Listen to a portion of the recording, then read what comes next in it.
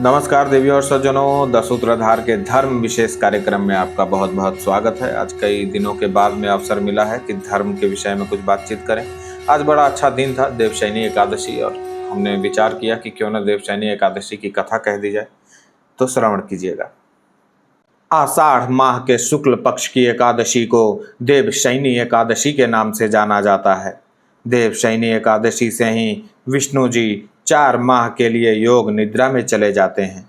इस दौरान मुंडन संस्कार, शादी विवाह, सगाई, गृह प्रवेश समेत सभी मांगलिक कार्यों पर रोक लग जाती है। यह विशेष दिन श्री हरि विष्णु और माँ लक्ष्मी की पूजा के लिए शुभ माना गया है। एकादशी व्रत के दिन व्रती को एकादशी व्रत का पाठ जरूर करना चाहिए। ऐसा माना जाता है कि व्रत कथा का पालन करने से भगवान विष्णु की कृपा से सभी मनोकामनाएं पूरी हो जाती हैं और मृत्यु के पश्चात मोक्ष की प्राप्ति होती है और समस्त पापों से मुक्ति मिल जाती है। तो चलिए आपको सुनाते हैं देवशयनी एकादशी व्रत कथा। देवशयनी एकादशी व्रत कथा का वर्णन स्वयं भगवान श्री कृष्ण ने किया है। शास्त्रों के अनुसार भगवान श्री कृष्ण ने इस वृत्तांत को धर्मराज युधिष्ठिर को सुनाया था। पौराणिक कथाओं के अनुसार सतयुग में मांधाता नामक एक चक्रवर्ती राजा राज्य करते थे। मांधाता के राज्य में प्रजा सुखी थी।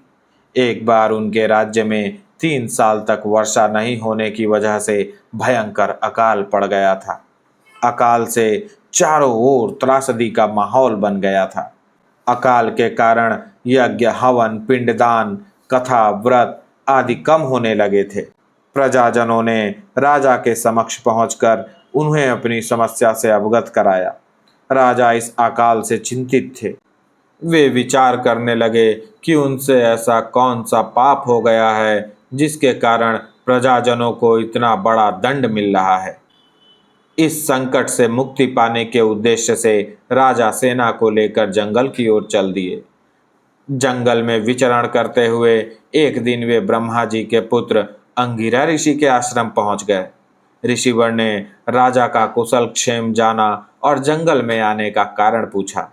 राजा ने हाथ जोड़कर कहा कि मैं पूरी निष्ठा से धर्म का पालन करता हूँ, फिर भी राज्य की ऐसी स्थिति क्यों है? कृपया इसका समाधान करें।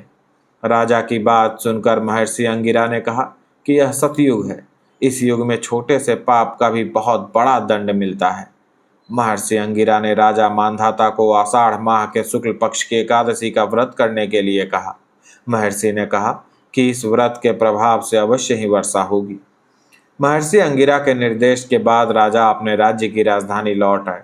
उन्होंने चारों वर्णों सहित पद्मा एकादशी का विधि पूर्वक व्रत किया, जिसके बाद राज्य में मूसलाधार बारिश होने लगी।